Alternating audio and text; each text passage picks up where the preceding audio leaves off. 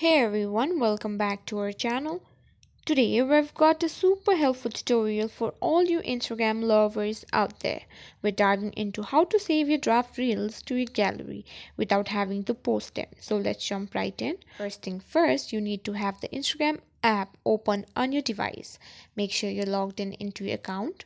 Tap on the plus icon at the bottom of your screen and select Reel. Or you'll see the drafts option. Tap on it. Find the draft you want to save to your gallery and open it. Now tap on the edit option. Now at the top right you can see the download options which looks like a down arrow. Tap on it and that's it. Now your reel will be saved to your gallery without ever having to post it. And there you have it folks. Saving your Instagram draft reels to your gallery is just as simple as that. Now you can keep all your creative work right on your phone, ready to share wherever and whenever you want.